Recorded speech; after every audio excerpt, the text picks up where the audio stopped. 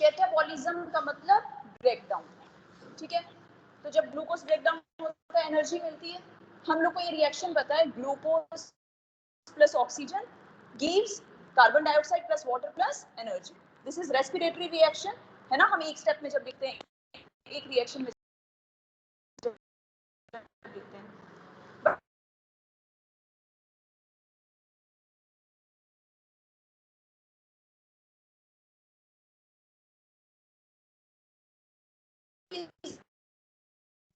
involved in the catabolism of glucose, ठीक है।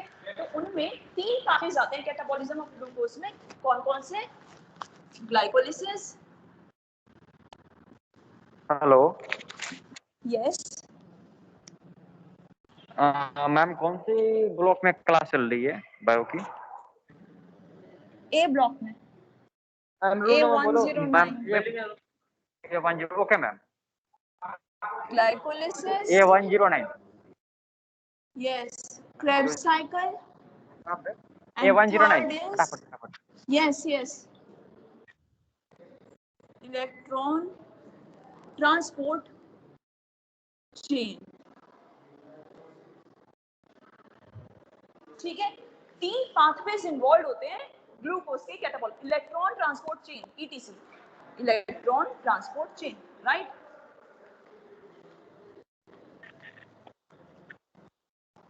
हमारे सिलेबस में ये दो, ग्लाइकोलिसिस एंड क्रेब्स साइकिल। सबसे पहले हम स्टार्ट करेंगे ग्लाइकोलिसिस से।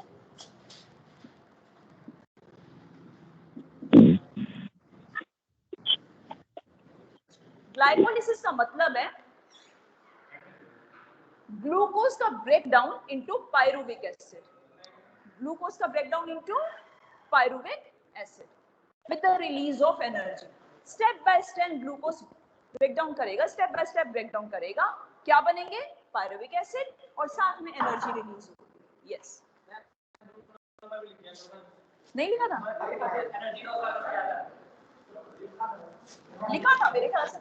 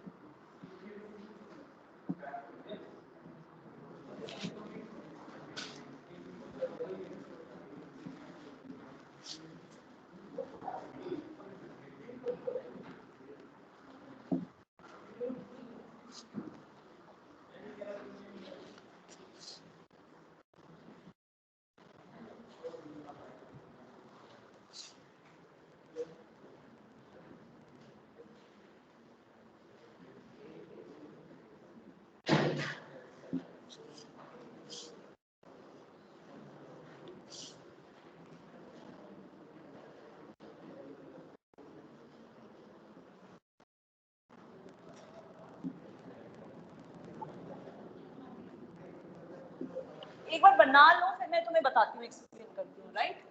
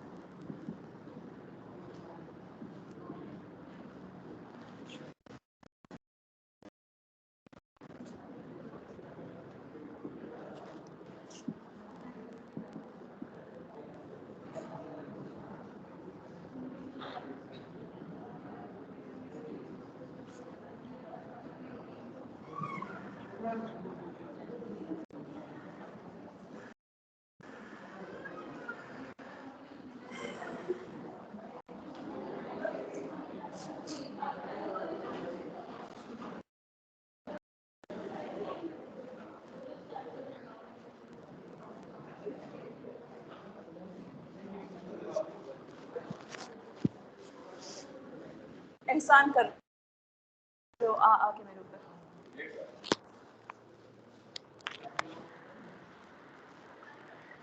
जल्दी से quickly settle down, copies pens निकालो।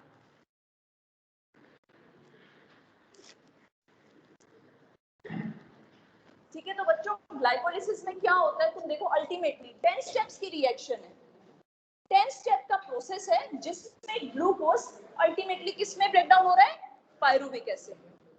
और इस प्रोसेस में तुम देखोगे एनर्जी रिलीज होती है, किस तरह से, यहाँ पे एक बार फर्स्ट स्टेप पे ध्यान दो, ग्लूकोज किस में कन्वर्ट हो रहा है, ग्लूकोज 6 फॉस्फेट में। ग्लूकोज की क्या हो रही है, फॉस्फोरिलेशन। ग्लूकोज की क्या हो रही है, फॉस्फोरिलेशन। ये फॉस्फेट कहां से आया, एटीपी से। एटीपी ने फॉस्फेट दिया ग्लूकोज और खुद किस में कन्वर्ट हो गया, एडीपी में, एडिनोसिन ट्राइफॉस्फेट, और खुद कन्वर्ट हो गया किसमें, एडीपी में, राइट। यहाँ पे भी देखो क्या हो रहा है, फ्रक्टोज 6 फॉस्फेट था या फ्रक्टोज 1,6 डाइफॉस्फेट। यहाँ पे भी एक पोजीशन पे फॉस्फेट, एक और पोजीशन पे फ्रक्टोज की। यहाँ पे भी क्या होगा, एटीपी कंज्यूम होगा और खुद कन्वर्ट हो जाएगा एटीपी। ये पहला स्टेप क्या है, फॉस्फोरिलेशन। दूसरा स्टेप क्या है, आइसोमराइजेशन। ग्लूकोज 6 फॉस्फेट किसमें आइसोमराइज हो गया, फ्रक्टोज 6 फॉस्फेट। ये वाला स्टेप देखो, इन सब में कितने कार्बन से, 6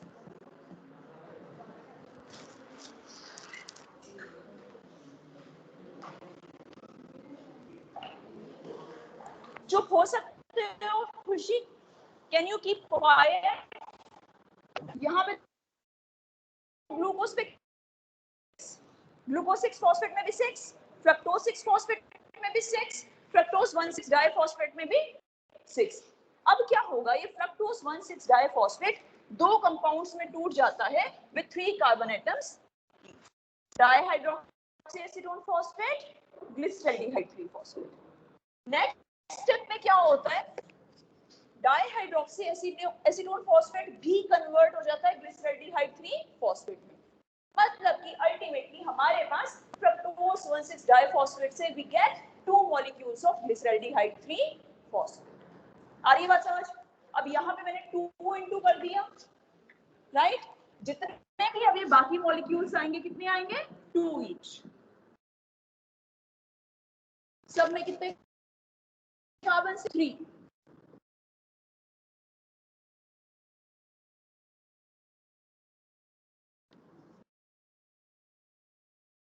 ठीक है, जो ये वाला स्टेप है ग्लिसरॉल्डिहाइड 3 फॉस्फेट 1,3 डाइफॉस्फोग्लिसरिक एसिड में कन्वर्ट। ग्लिसरॉल्डिहाइड 3 फॉस्फेट की बेसिकली ऑक्सीडेशन हो रही है इनटू 1,3 डाइफॉस्फोग्लिसरिक। एक चीज की ऑक्सीडेशन होती है तो दूसरे की क्या होनी चाहिए, रिडक्शन। रिडक्शन किसकी होती है, NAD positive. NAD positive convert हो जाता है किसमें, NADH में, अपने रिड्यूस्ड फॉर्म में, nicotine amide adenine dinucleotide. Nicotine amide adenine dinucleotide है क्या ये NADH। NAD क्या है, जैसे ATP is a form of energy, इसी तरह से NADH is also a reduced form of energy जिसके अंदर 3 ATP के बराबर एनर्जी होती है। एक NADH में कितनी एनर्जी है, 3 ATP के बराबर, right. It is also a reduced form of energy. फिर ये वाले स्टेप में क्या हुआ, एक फॉस्फेट हट गया, 1,3 डाइफॉस्फोग्लिसरिक एसिड का क्या बन गया, 3 फॉस्फोग्लिसरिक एसिड। इस स्टेप में क्या होगा, एटीपी, जब फॉस्फेट ऐड हो रहा है किसी कंपाउंड पे तो एटीपी कंज्यूम हो रहा है, जब फॉस्फेट रिमूव हो रहा है तो एटीपी जनरेट होगा।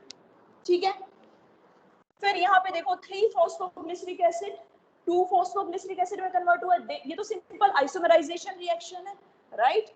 यहाँ पे देखो phosphoglyceric acid phosphoenol pyruvic acid, ये डिहाइड्रेशन रिएक्शन होती है, वाटर रिमूव हो जाता है। यहाँ पे है फॉस्फोइनोल पायरुविक एसिड, ये किस में हो गया, पायरुविक एसिड में। इसमें भी फॉस्फेट रिमूव हुआ तो एटीपी जनरेट होगा, राइट। तो एडीपी से ATP generate, phosphate remove, yes, ADP से एटीपी बनेगा।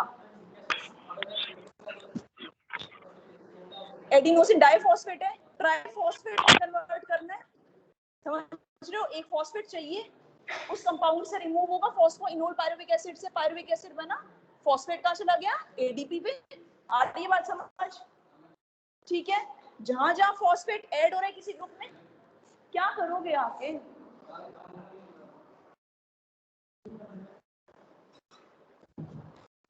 आ रही बात समझ, ठीक है।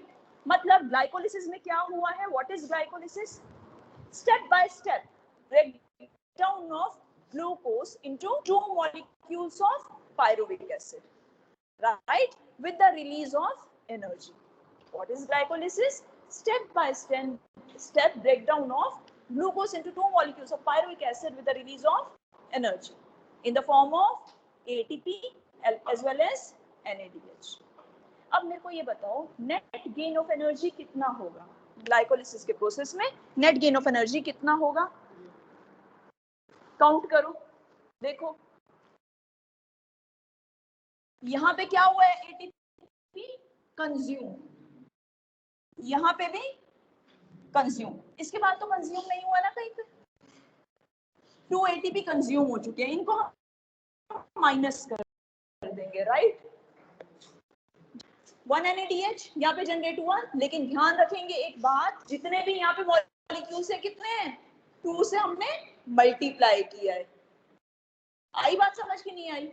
यहाँ पे क्या था हमारे पास, फ्रक्टोज 1,6 डाइफॉस्फेट जो टूटा था डाइहाइड्रोक्सी एसीटोन फॉस्फेट में और ग्लिसरैल्डिहाइड 3 फॉस्फेट में। फिर क्या हुआ था, ये कंपाउंड भी ग्लिसरैल्डिहाइड 3 फॉस्फेट में कन्वर्ट हुआ था। मतलब अल्टीमेटली हमारे पास फ्रक्टोज 1,6 डाइफॉस्फेट से कितने आए थे ग्लिसरैल्डिहाइड 3 फॉस्फेट, 2। अब मेरे पास 2 ग्लिसरैल्डिहाइड 3 फॉस्फेट है, इससे 2 1,3 डाइफॉस्फोग्लिसरिक एसिड बनेंगे एंड सो ऑन। मतलब जितने भी मॉलिक्यूल्स बन रहे हैं मेरे पास कितने हैं, 2 से मल्टीप्लाई करके। तो एक ग्लिसरैल्डिहाइड 3 फॉस्फेट जब ऑक्सीडाइज होता है 1,3 डाइफॉस्फोग्लिसरिक एसिड, 2 होंगे यूज, 2 NADH बनेंगे। तो यहाँ पे मेरे पास कितने NADH होंगे, 2 NADH। यहाँ पे ATP भी यहाँ पे 2 इंटू 2 कर देंगे सब कुछ, और यहाँ पे भी 2 ATP। आ रही है समझ की नहीं। तो NADH मेरे पास कितने हैं, 2 है ना, और ATP कितने जनरेट होंगे टोटल, 4। 2 यहाँ पे, 2 यहाँ पे, 4 ATP,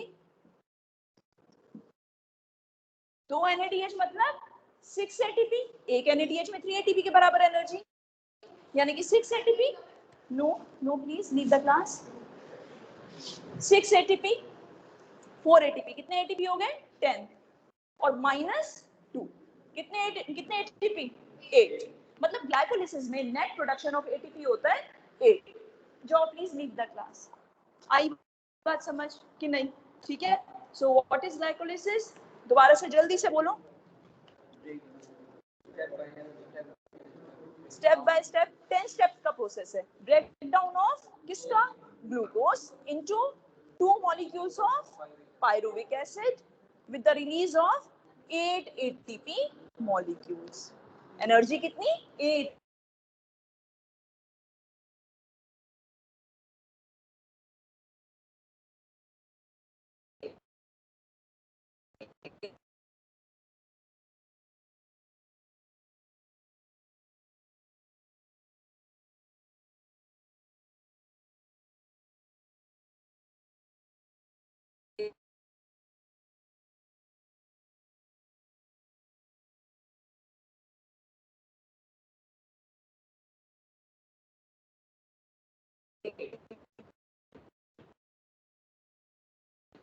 मॉलिक्यूल्स, ठीक है। अब ये वाले जो प्रोसेसेस ऊपर और रेस्पिरेशन कर रहे हैं, फिर फोटोसिंथेसिस करेंगे, यहाँ से यहाँ, इससे हम बोलते हैं प्रेपरेटरी स्टेज। क्या बोलते हैं, प्रेपरेटरी स्टेज। क्यों, अभी तक एटीपी प्रेपरेशन चल रही है एटीपी के रिलीज होने की, और बाकी स्टेप्स को क्या बोलेंगे, एनर्जी रिलीजिंग स्टेज. क्या बोलेंगे? Energy releasing stage. Done.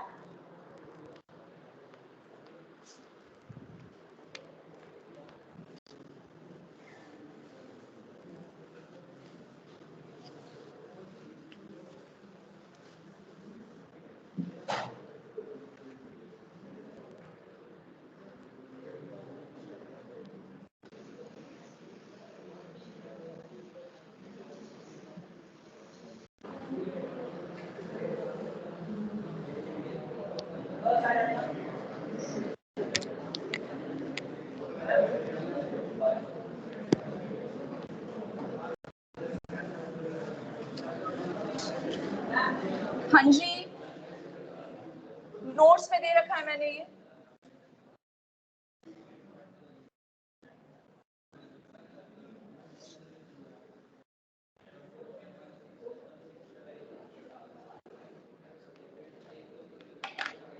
Next in हमने करना है क्रेब्स साइकिल. क्या करना है? Krebs cycle. कोई बातें नहीं करेगा. अभी हमारे पास क्या बन चुका है ग्लाइकोलिसिस के एंड पे? Pyruvic acid. वहीं से शुरू करेंगे. ठीक है, क्रेब्स साइकिल के लिए हमारे पास बना है पायरुविक. नो टॉकिंग बच्चों, नो टॉकिंग. कौन नहीं हो पा रहा है चुप? किससे नहीं बैठा जा रहा? पायरुविक एसिड में कितने कार्बन है? 3. राइट. इसका होता है ऑक्सीडेटिव डीकार्बोक्सिलेशन. मतलब ऑक्सीडेशन भी होगा और एक कार्बन रिमूव भी हो जाएगा इन फॉर्म ऑफ CO2. क्या बनेगा? Acetyl coenzyme A. अच्छा, एक बात और, ऑक्सीडेशन इसका हो रहा है इनटू एसिटाइल कोएंजाइम A, तो किसका भी होगा? वो क्या है? NAD positive. ठीक है, तो NAD पॉजिटिव का रिडक्शन हो गया इनटू NADH. CO2 भी रिमूव हो जाता है, तो इसमें कितने कार्बन रह गए? 2. आ रही बात समझ? एक CO2 की फॉर्म में कार्बन निकल गया, इसमें रह गए 2 कार्बन्स. राइट. इस प्रोसेस को, इस स्टेप को हम बोलेंगे कार्बोक्सिलेशन. ठीक है. अब क्या होता है?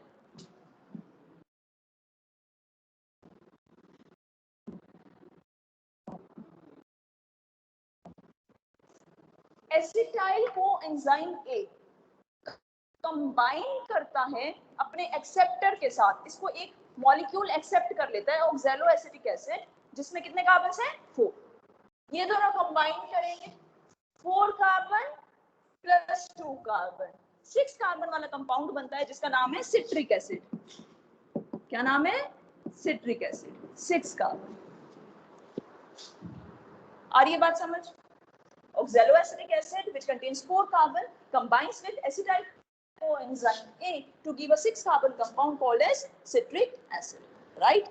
उसके बाद क्या होता है? सिट्रिक एसिड अपने आइसोमर में कन्वर्ट हो जाता है आइसोसिट्रिक एसिड. ठीक है. नेक्स्ट है अगेन ऑक्सीडेटिव डीकार्बोक्सिलेशन.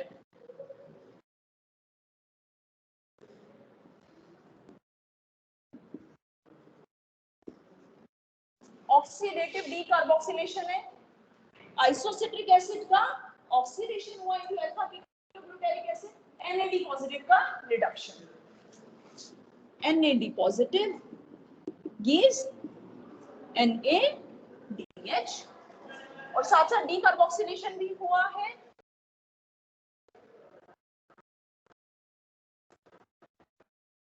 तो इतना हो गया. उसके बाद alpha ketoglutaric acid gives succinyl coenzyme A. Alpha ketoglutaric acid का अगेन क्या होता है? Oxidative decarboxylation. ऑक्सीडेशन हुआ, किसी चीज का रिडक्शन होगा, वो चीज क्या है? gives CO2 remove. इसमें 5 कार्बन्स रह जाएंगे, इसमें 6 थे, यहाँ पे 4 कार्बन। आ रही है इतनी बात समझ? नाम तो आप लोग को याद करने पड़ेंगे, रिमेम्बर करने पड़ेंगे, बट द थिंग इज कहाँ पे एटीपी रिलीज हो रहा है, कहाँ पे एनएडीएच, वो आप लोग को देखना पड़ेगा। फिर सक्सिनिक एसिड,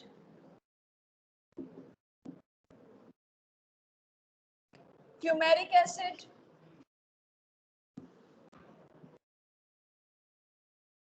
मैलिक एसिड,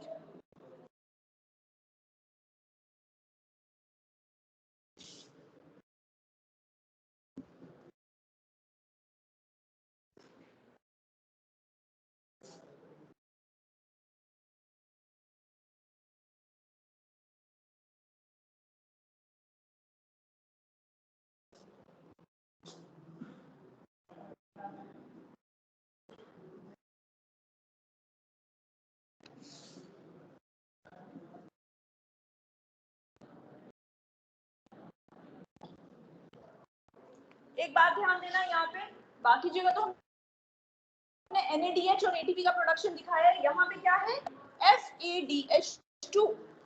जैसे एक NADH में 3 ATP के बराबर एनर्जी होती है, एक FADH2 में 2 ATP के बराबर एनर्जी, राइट। अब मेरे को ये बताओ, इस क्रेब्स साइकिल में इसको नहीं काउंट करना, ये अलग स्टेप होता है ऑक्सीडेटिव डीकार्बोक्सिलेशन, ये पूरी क्रेब्स साइकिल है, दिस इज क्रेब्स साइकिल। एक क्रेब्स साइकिल में नेट गेन ऑफ एटीपी कितना होगा मेरे को कैलकुलेट करके बताओ, जैसे हमने ग्लाइकोलाइसिस में किया था, देख लिया नोट्स में।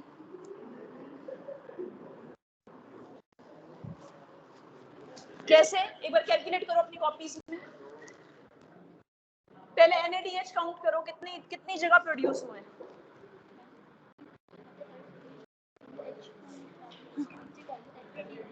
FAD positive, yes. क्या, हाँ वही तो लिखा, वो है वही है, कोई बात नहीं, करो कोशिश करो। नहीं हुआ तो मैं बाकी आप संभाल लो, नहीं हुआ तो बाकी आप संभाल लो। नहीं नहीं, मैं कैसे संभालूंगी, ऑफलाइन एग्जाम्स हैं, चेक कहीं और होने हैं, कैसे संभालूंगी। ठीक है बच्चों, मेरे को बताओ NADH कितनी जगह प्रोड्यूस हुआ,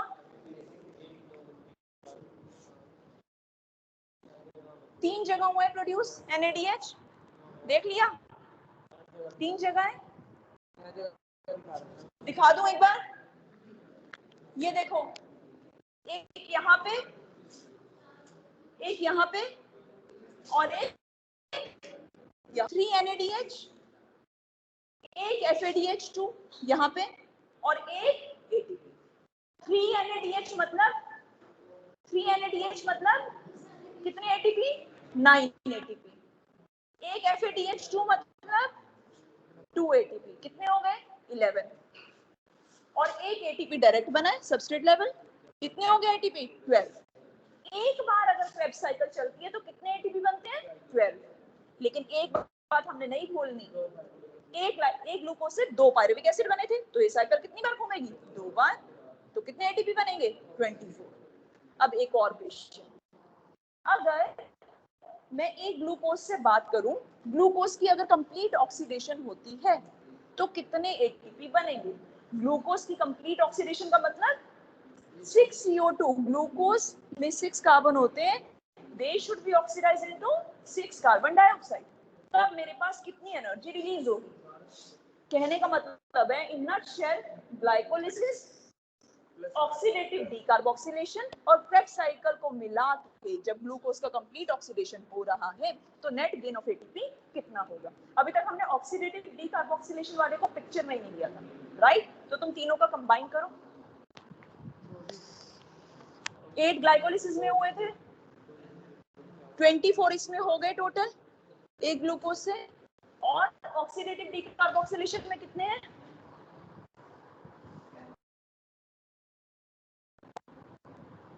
ऑक्सीडेटिव 2, एक पायरुविक एसिड से एक एसिटाइल कोएंजाइम में एक NADH, 2 पायरुविक एसिड से 2 NADH, मतलब 6 ATP, 8 ग्लाइकोलाइसिस के 24 क्रेब्स साइकिल के और 6 टोटल कितना गेन हो गया 38 एटीपी का। मतलब एक ग्लूकोज हमें कितनी एनर्जी देता है, कितने एटीपी के बराबर 38 एटीपी। आ रही बात समझ? What is Krebs cycle? Krebs cycle is the step-by-step release of energy from acetyl coenzyme A.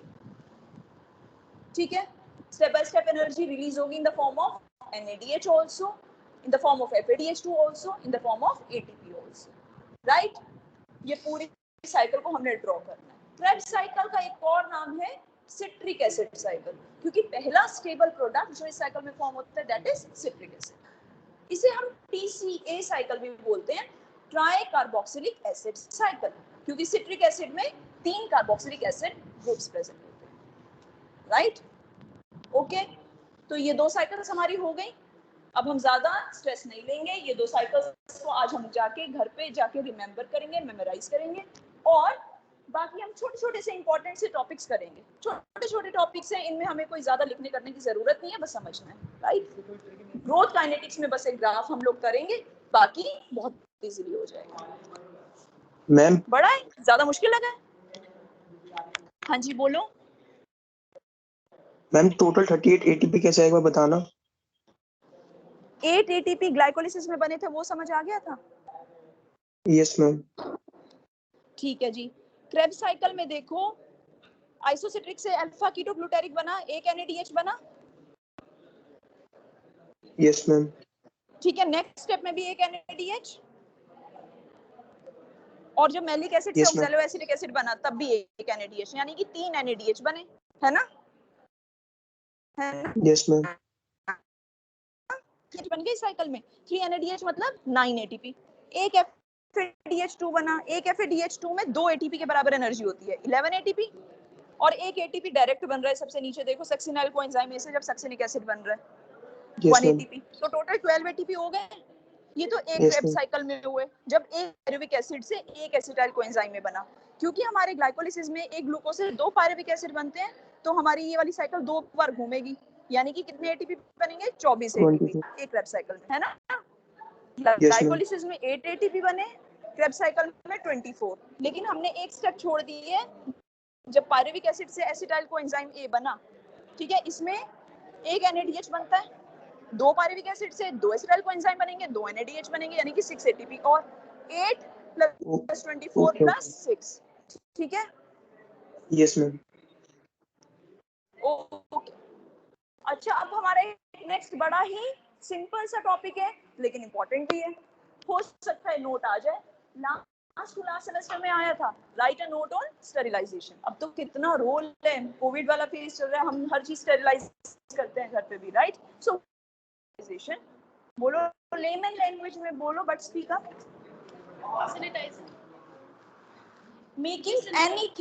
making any surface free of germs, free of microorganisms।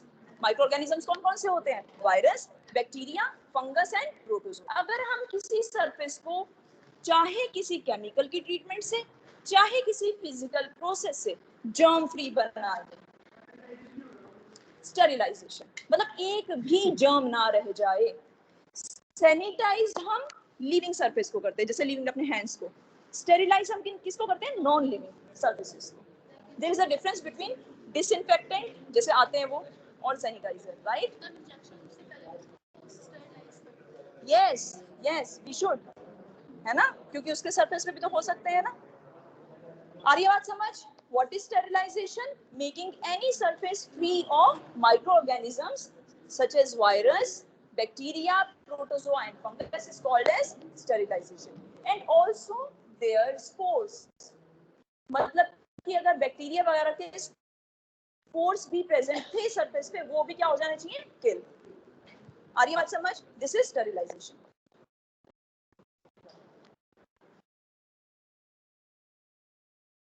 अब माइक्रोबायोलॉजी स्टेरिलाइज के प्रोसेसेस यूज करते हैं। Note of पहला moist heat sterilisation. पहला क्या है?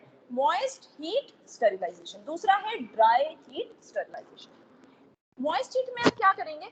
जैसे हम प्रेशर कुकर के अंदर steam under high pressure produce करते हैं ना, इसी तरह से माइक्रोबायोलॉजी लैब में कुकर के जैसा ही एक इंस्ट्रूमेंट होता है, एक वेसल होता है जिसका नाम होता है ऑटोक्लेव। क्या नाम होता है? Autoclave, AUTOCLAV। ऑटोक्लेव अलग अलग साइजेस में आते हैं अकॉर्डिंग टू द रिक्वायरमेंट्स। जैसे किसी किसी लैब में खूब इतने बड़े बड़े भी ऑटोक्लेव्स होते हैं, किसी लैब में बिल्कुल इतने साइज का होता है, किसी लैब में कुकर साइज का भी होता है, राइट। तो ऑटोक्लेव का मेन मकसद क्या है? ऑटोक्लेव में हम स्टीम को हाई प्रेशर के अंदर क्रिएट करते हैं। टेम्परेचर कितना मेंटेन करते हैं स्टीम का? 121 डिग्री सेल्सियस। और कितने प्रेशर पे? 15 पाउंड्स पर स्क्वायर इंच। 15 psi शॉर्ट में लिखते हैं। मतलब टेम्परेचर कंडीशन और पीएच कंडीशन क्या है? टेम्परेचर 121 डिग्री सेल्सियस, इतने हाई टेम्परेचर पे स्टीम होनी चाहिए, और कितने प्रेशर पे? 15 पाउंड्स पर स्क्वायर इंच। अगर हम इस कंडीशन को 15 से 20 मिनट तक मेंटेन करें ऑटोक्लेव के अंदर, तो ऑटोक्लेव के अंदर हम जो भी सरफेस डालेंगे, जो भी चीज डालेंगे ना, सपोज कोई हमने प्लेट ही डाल दी, वो क्या हो जाएगी? स्टेरिलाइज। मतलब उसमें जितने भी जर्म्स है वो क्या हो जाएंगे? किल। सो autoclaving is one of the process to achieve sterilization. कौन सा मैकेनिज्म पे वर्क करता है? Steam under high pressure is a very good sterilizing agent. Temperature pH conditions क्या होंगी? बोलो। 121 डिग्री सेल्सियस, 15 पाउंड्स पर square inch for 15 to 20 minutes. ठीक है? किसको स्टेरिलाइजिंग जो प्रेशर बता रहे हैं वो स्टैंडर्ड में कितने कन्वर्ट कर सकते हो 15 पाउंड्स पर स्क्वायर इंच को? हाँ, कन्वर्जन कर सकते हो। वैसे उसमें जो आता है ना हमारे पास, जैसे वो नॉब लगी होती है, उसमें पाउंड्स पर स्क्वायर इंच के हिसाब से होता है बच्चे। ठीक है, जो सेट हम करते हैं ना उसमें हमेशा यही वाला लगा होता है, जो वो लगा होता है ना नॉब वगैरह, वो PSI में ही लगा होता है हमेशा, राइट। अच्छा, दूसरा क्या मेथड है? Dry heat sterilisation. ये क्या था? Moist heat sterilisation. ये बेटर मेथड है। ड्राई हीट स्टेरिलाइजेशन में हम क्या करेंगे? स्टीम का यूज नहीं करेंगे, राइट। अब हम क्या कर सकते हैं? या तो हम डायरेक्ट फ्लेमिंग कर लें, जैसे आपने केमिस्ट्री लैब में बर्नर्स देखे हैं ना। हम क्या करते हैं? बर्नर के अंदर हमें अगर कोई पतली पतली आयरन की लूप्स को स्टेरिलाइज करना है, बहुत बार क्या होता है हमारे माइक्रोबायो लैब में ना, कुछ इंस्ट्रूमेंट्स ऐसे होते हैं जो आयरन रॉड के बने होते हैं, जैसे कि लूप यूज होता है किसी बैक्टीरिया की कॉलोनी को एक जगह से दूसरी जगह ट्रांसफर करने के लिए। अब उस लूप को हमें क्या करना पड़ेगा जब भी यूज करना है? स्टेरिलाइज, ताकि उसके सरफेस पे पहले से कोई बैक्टीरिया हो तो क्या हो जाए? किल।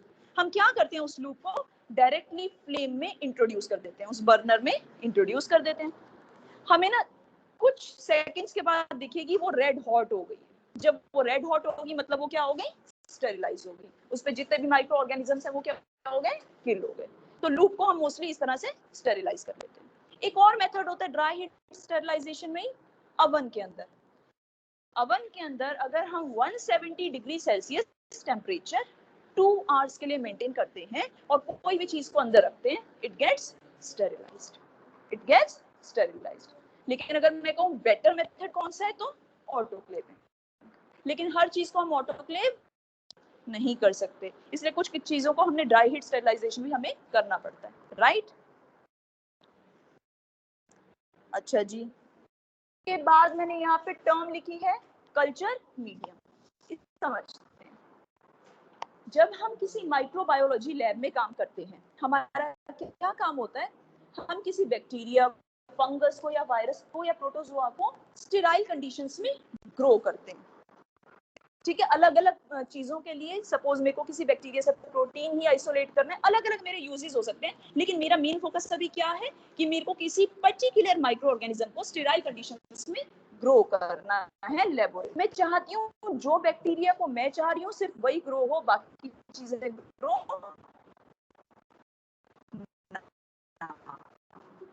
मैं क्या करती हूँ? उस न्यूट्रिएंट के मिक्सचर में ग्रो करती हूँ। उस न्यूट्रिएंट के मिक्सचर को मैं बोलती हूँ मीडियम या फिर कल्चर मीडियम। जो भी न्यूट्रिएंट का मिक्सचर मैं माइक्रो ऑर्गेनिज्म के ग्रोथ के लिए यूज करूंगी, उसे मैं क्या बोलूंगी? मीडियम या फिर कल्चर मीडियम। जो माइक्रो ऑर्गेनिज्म उस पे ग्रो हो रहा है उस न्यूट्रिएंट के मिक्सचर पे, उसे मैं बोलूंगी कल्चर। उसे क्या बोलूंगी? कल्चर। मीडियम क्या है? न्यूट्रिएंट का मिक्सचर। और कल्चर क्या है? माइक्रो ऑर्गेनिज्म जो उसमें ग्रो कर रहा है, जिसे मैं ग्रो करा रही हूँ डेलिबरेटली। मतलब ये नहीं कि खुद से ग्रो हो रहा है, फिर तो मैं बोलूंगी वो क्या हो गया, एक इन्फेक्शन टाइप का हो गया, या फिर वहां पे अनवांटेड ग्रोथ हो गई है माइक्रो ऑर्गेनिज्म की। ठीक है, जिसको मैं ग्रो कराना चाहती हूँ, जो अगर वही वाला माइक्रो ऑर्गेनिज्म ग्रो हो रहा है तो उसे मैं क्या बोलूंगी? कल्चर। आ रही है बात समझ? अच्छा जी। अब जो ये कल्चर मीडियम है, जो ये न्यूट्रिएंट का मिक्सचर है, ये दो तरीके का हो सकता है। सबसे पहले बात करेंगे सिंपल मीडियम की। सिंपल मीडियम मतलब मुझे न्यूट्रिएंट का मिक्सचर इस तरह से बनाना है जिसमें एनर्जी का सोर्स भी मिल जाए माइक्रो ऑर्गेनिज्म को, कार्बन का सोर्स भी मिल जाए, नाइट्रोजन का सोर्स भी मिल जाए, जितनी भी उसे रिक्वायरमेंट्स हैं वो सब मिल जाए। एनर्जी और कार्बन के सोर्स के लिए सपोज मैंने ग्लूकोज डाल दिया, नाइट्रोजन के सोर्स के लिए मैंने अमीनो एसिड्स डाल दी, ठीक है, विटामिन जो चाहिए वो मैंने अलग से डाल दिए। इस तरह के मीडियम को मैं बोलूंगी सिंपल मीडियम। क्या बोलूंगी? Simple medium. एक और तरह का मीडियम है कॉम्प्लेक्स मीडियम। कौन सा मीडियम? कॉम्प्लेक्स। कॉम्प्लेक्स मीडियम में मैं क्या करूंगी? अलग अलग से मैं नाइट्रोजन का सोर्स या कार्बन का सोर्स नहीं डालूंगी। मैं क्या करूंगी? मैं कोई एक्सट्रैक्ट यूज करूंगी, जैसे कि यीस्ट एक्सट्रैक्ट या बीफ एक्सट्रैक्ट या ब्लड का एक्सट्रैक्ट। मैं उसको सारी चीजें मिल जाएंगी, कार्बोहाइड्रेट्स भी मिल जाएंगे। अगर मैं यीस्ट एक्सट्रैक्ट यूज करती हूँ तो विटामिन भी मिल जाएंगे, सारे ऑर्गेनिक फैक्टर्स मिल जाएंगे, कार्बोहाइड्रेट्स मिल जाएंगे, नाइट्रोजन मिल जाएंगे। मतलब मेरे को ये वाली सोर्सेज अलग अलग से डालने की जरूरत नहीं पड़ेगी if I use extracts. Extracts कौन कौन से यूज हो सकते हैं? Yeast extract, beef extract, meat, blood, इनमें सारी चीजें ऑलरेडी मिल जाएंगी मिक्सचर की फॉर्म में। इसे मैं क्या बोलूंगी? Complex medium. आ रही है बात समझ? जो ये कॉम्प्लेक्स मीडियम होता है ये दो तरह का हो सकता है, मैं अपनी कन्वीनियंस के अकॉर्डिंग यूज करती हूँ। अगर ये लिक्विड की फॉर्म में है तो मैं इसे बोलूंगी nutrient broth, BROTH, nutrient broth. अगर मैं सॉलिड की फॉर्म में यूज करती हूँ उससे मैं बोलूंगी न्यूट्रिएंट एगर। क्या बोलूंगी? Nutrient agar. क्यों? क्योंकि ब्रोथ के अंदर अगर मैंने एगर डाल दिया तो वो क्या हो जाएगा? Medium solid. Agar is a solidifying solidifying agent. अगर मैं लिक्विड मीडियम के अंदर एगर डाल, रेड एल्गी होते हैं ना, एल्गी जो होते हैं उनके अंदर से हम एगर करके केमिकल आइसोलेट करते हैं। अगर उस एगर को मैं लिक्विड मीडियम में डाल दूंगी तो लिक्विड मीडियम कैसा हो जाएगा? सॉलिड। तो agar is used as solidifying agent in mediums. आ रही है बात समझ? व्हाट इज न्यूट्रिएंट मीडियम या culture medium? Mixture of nutrients which is provided for the growth of microorganisms in the microbiology lab, right? This is culture medium. What is culture? The microorganism which is grown inside the nutrient medium is called as, right? Culture medium कितनी तरह का होता है? Simple and complex. Simple मतलब if we provide separate sources for carbon, nitrogen, energy, vitamins, it is called as simple medium.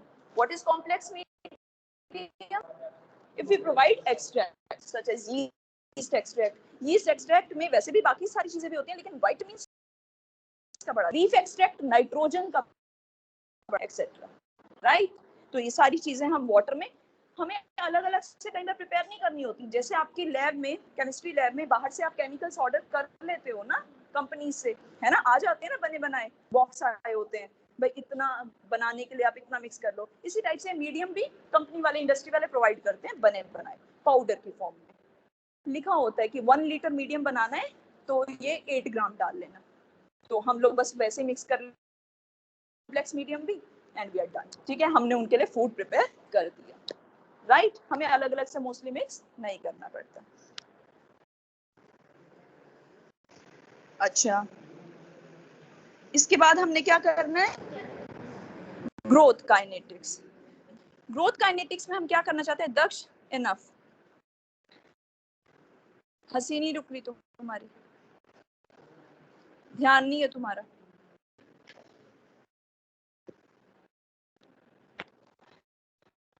Growth kinetics का मतलब है जब मैं किसी बैक्टीरिया को या किसी माइक्रो ऑर्गेनिज्म को न्यूट्रिएंट मीडियम प्रोवाइड कर रही हूँ, ग्रो करना शुरू करेगा।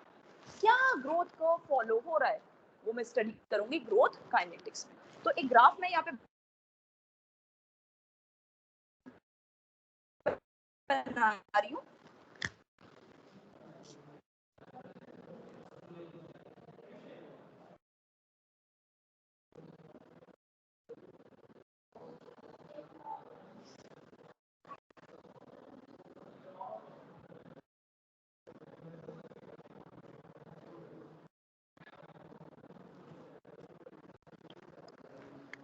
अगर मैंने किसी बैक्टीरिया माइक्रोबायोलॉजी लैब में न्यूट्रिएंट मीडियम उसके लिए बनाया, खाना प्रोवाइड किया और उस बैक्टीरिया को उसमें इनोकुलेट कर दिया मीडियम के अंदर, तो अब मैं देखूंगी अगर ग्रोथ काइनेटिक्स स्टडी करूं, if I try to plot a graph between log of number of bacterial cells against time, this is the kind of graph I obtain. इसमें 4 फेजेस आपको नजर आ रहे हैं, ए बी सी डी। ए में देखो x axis के parallel है, straight line, छोटा सा है फेज। इस फेज में क्या हुआ, शुरू में मैंने बैक्टीरिया डाले मीडियम के अंदर, बैक्टीरिया देखो यहाँ से पता लग रहा है नंबर ऑफ सेल्स उतने के उतने हैं, कांस्टेंट है। ए में नंबर ऑफ सेल्स क्या है, कांस्टेंट। इस टाइम पे क्या होता है, इस फेज को हम बोलते हैं लैग फेज। क्या बोलते हैं, लैग फेज, एलएजी लैग फेज। लैग फेज का मतलब है नंबर ऑफ सेल्स कांस्टेंट रहेंगे, जितने सेल्स मैंने डाले वो साइज में इंक्रीज करेंगे। शुरू में क्या होगा, मैंने बैक्टीरिया के सेल्स डाले, दो cells will increase in size, not in number. Cells are physiologically active, वो पूरा काम कर रहे हैं, वो ग्रो कर रहे हैं, लेकिन not in the number of cells, not in terms of cell number of cells, उतने के उतने हैं, लेकिन in terms of size, in terms of size। उसके बाद कौन सा फेज है, लॉग फेज। बी वाला फेज को क्या बोलेंगे, लॉग फेज या एक्सपोनेंशियल फेज। इस टाइम पे क्या होगा, लॉगरिथमिक फेज या एक्सपोनेंशियल फेज में क्या होगा, नंबर ऑफ सेल्स एक्सपोनेंशियली बढ़ते रहेंगे, 2 से 4, 4 से 8, 8 से 16 एक्सेट्रा। ठीक, cells will divide exponentially during this phase। तीसरा फेज सी फेज को हम बोलते हैं स्टेशनरी फेज। क्या बोलते हैं, स्टेशनरी फेज। इस टाइम होगा जितने सेल्स प्रोड्यूस हो रहे हैं उतने सेल्स डाई भी कर रहे हैं। ठीक है, rate of death of cells is balanced by rate of production of new cells. क्यों, क्योंकि कुछ टाइम बाद क्या होगा, जो मैंने न्यूट्रिएंट्स प्रोवाइड करे थे वो डिप्लीट होने शुरू हो जाएंगे। टॉक्सिक प्रोडक्ट्स जो जितने भी सेल्स होते हैं वो रिएक्शंस होती हैं, उनमें कुछ साइड प्रोडक्ट्स प्रोड्यूस होते हैं, कुछ टॉक्सिक भी होते हैं, वो मीडियम में ही रह जाएंगे, those will be toxic for the growth. Toxic products accumulate करे जा रहे हैं, न्यूट्रिएंट्स डिप्लीट करे जा रहे हैं, तो सेल्स डाई करना शुरू कर देंगे। लेकिन इस टाइम पे क्या होगा, rate of production of new sales bye rate of. ठीक है, उसके बाद कौन सा फेज आया, डी, डिक्लाइन फेज या डेथ फेज। डिक्लाइन फेज या डेथ फेज। इस टाइम पे क्या होगा, rate of production of new cells would be lesser as compared to rate of death of cells। क्यों होगा ऐसा, क्योंकि अब न्यूट्रिएंट्स काफी सारे डिप्लीट हो चुके हैं, ठीक है, और टॉक्सिक प्रोडक्ट ज्यादा से ज्यादा एक्यूमुलेट, राइट, हो गया। अब ऐसे स्ट्रेन एंड स्पीशीज वाला हमारा टॉपिक रह गया, छोटा सा है बिल्कुल, 2-3 मिनट का। जैसे हम लोग स्पीशीज है ना, होमो सेपियंस, ऐसे बैक्टीरिया भी बहुत सारी तरह के हैं, बहुत सारी स्पीशीज हैं बैक्टीरिया की भी। कोई हमें टेटनस कॉज करता है, कोई टाइफॉइड कॉजिंग है, कुछ हार्मलेस बैक्टीरिया भी हैं जैसे ई कोलाई, है ना। जैसे एक डॉग की बड़ी सारी ब्रीड्स होती है ना, इसी तरह से बैक्टीरिया की बड़ी सारी, एक ही बैक्टीरिया स्पीशीज की बड़ी सारी स्ट्रेन्स हो सकती हैं। आ रही बात समझ। अब वो स्ट्रेन्स की कैसे हम डेफिनेशन दें, क्या कैसे डिफाइन करें स्ट्रेन। सपोज एक बैक्टीरिया है, एक बैक्टीरिया की पर्टिकुलर स्पीशीज है, मैंने उसको, सपोज यहाँ पे कोई रॉटन एप्पल पड़ा हुआ था, मैंने सोचा चलो देखती हूँ इसमें कौन कौन सा माइक्रो ऑर्गेनिज्म प्रेजेंट है। मैं उस एप्पल के छोटे से पीस में से ऐसे लूप लगा के बैक्टीरिया आइसोलेट करा, लैब में ग्रो किया। ठीक है, मैं क्या करूंगी, उसको मैंने कहाँ से आइसोलेट किया, किस टाइम पे किया, फिर उसकी मैं कैरेक्टराइजेशन करूंगी। ये चीजें are very important for characterisation of a strain. किस जगह से किया आइसोलेट, किस टाइम पे किया। अगर उसी बैक्टीरिया को मैं किसी और जगह पे किसी और टाइम से आइसोलेट करती हूँ, that will be considered as different strain of the same bacteria। और ये बात समझ।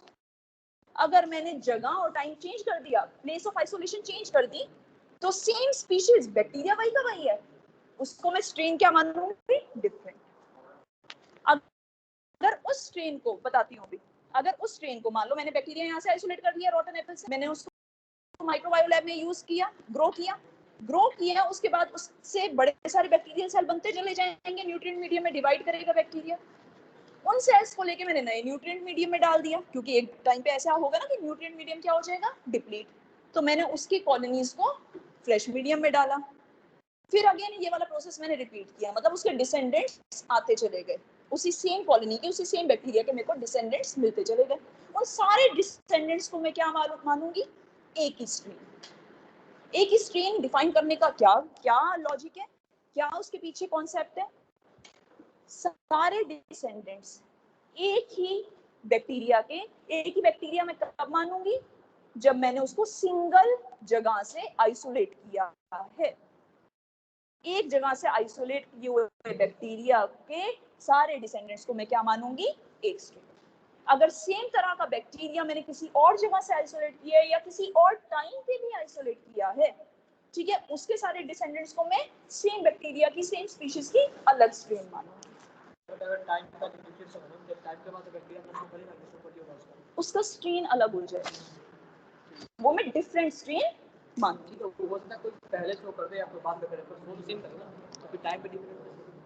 मोस्टली एक बैक्टीरिया की जो डिफरेंट स्ट्रेन्स होती है ना, ऑलमोस्ट उनमें काफी सारी कॉमन प्रॉपर्टीज होती है, तभी तो मैं उनको एक स्पीशीज मान रही हूँ बैक्टीरिया की, लेकिन हल्की हल्की वेरिएशंस होती हैं, इसलिए मैं उनको क्या कहती हूँ? Different strains of the same bacterial species.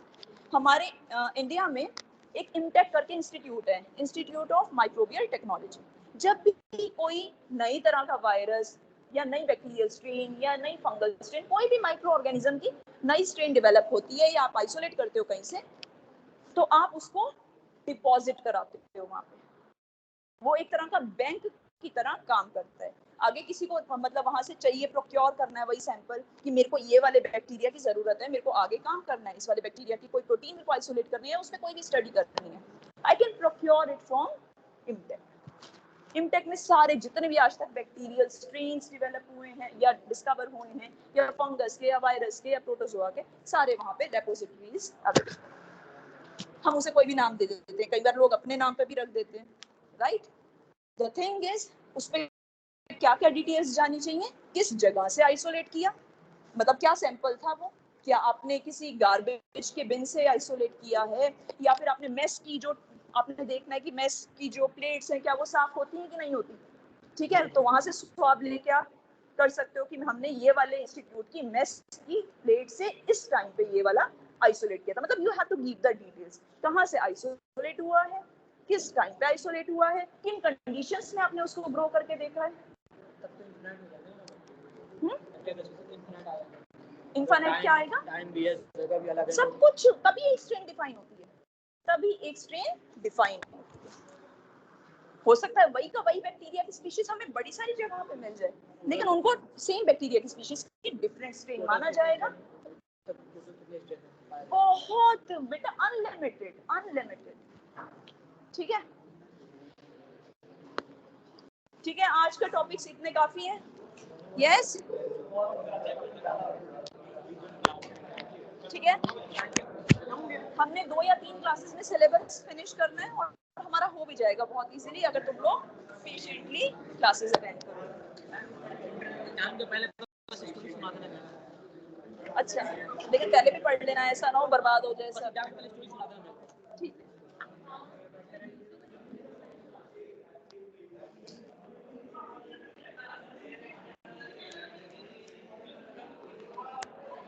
नहीं तुम्हारा तो है ना, तुम्हारा तो यूनिट 3 का भी पार्ट रहता है ना, इनका तो हो गया ना। हाँ हाँ, यूनिट 3 का लास्ट वाला पार्ट रहता है ना तुम लोग का। बड़े बेचारे से लग रहे हो कि हमें तो इतनी देर पढ़ना पड़ रहा है, वो तो छूट गए। तुम लोग की यही है ना क्लास तुम्हारी? नहीं, चलो वहाँ पे चलो।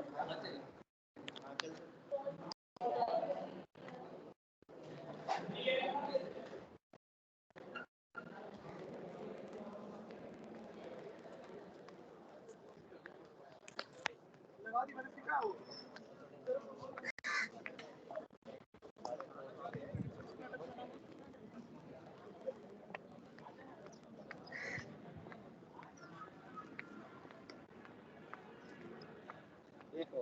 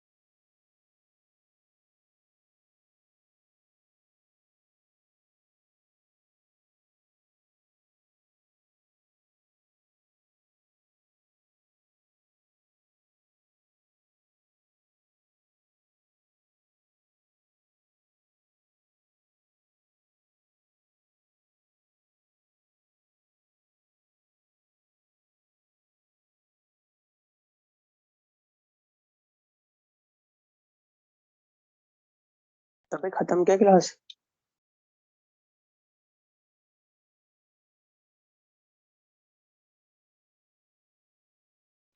पता नहीं भाई, मैम तो 2:19 पे ही हो जाते हैं। चल ठीक है, अगर मैम आए ना तो मैसेज कर दियो मेरे को पर्सनल में। ठीक है। ओ,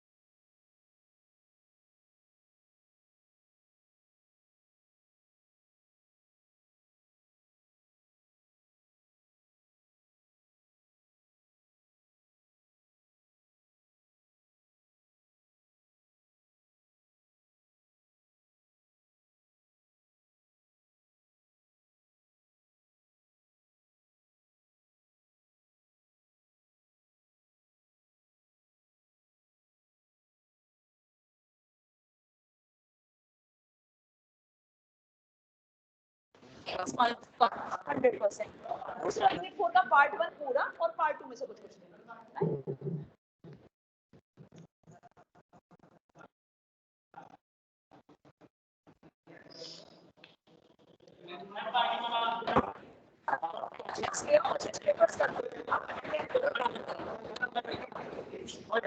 नहीं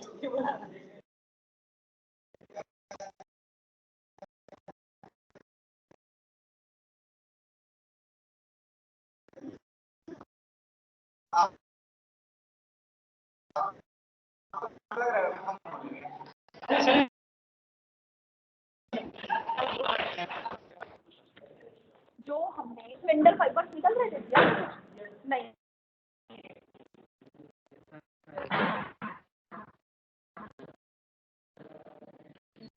ये दो poles होते हैं, कौन है? ये सेंट्रियोल के अंदर से ही निकल रहे हैं फाइबर्स जो निकल रहे हैं, राइट? तो मतलब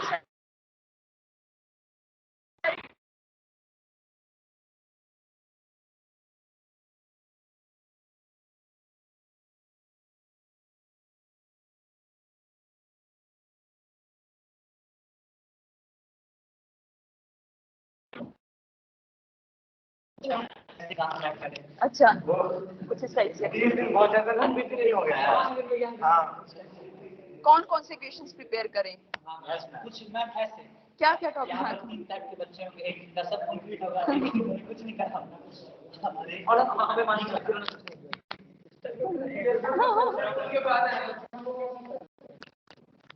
जो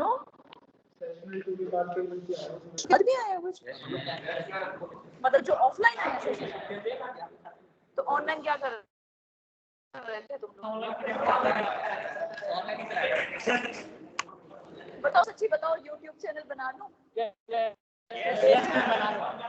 मेहनत भी करो, फिर भी तुम देखोगे कोई फायदा नहीं है। संडे को करो, चलो ठीक है, सारे टॉपिक यूनिट के लिए ये वाला पेज निकालो, 9th।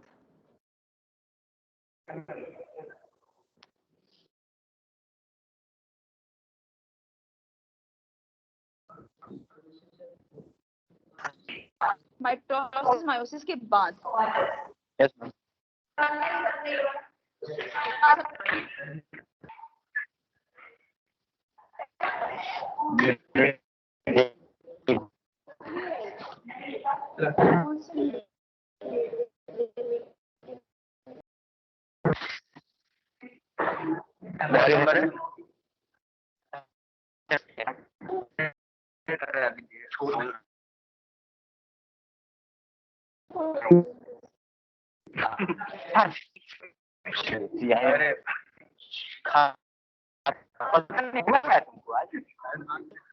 खराब हो गया है, एक काम कर, मैं तेरे को सेंड करता हूँ। मैं जो क्लास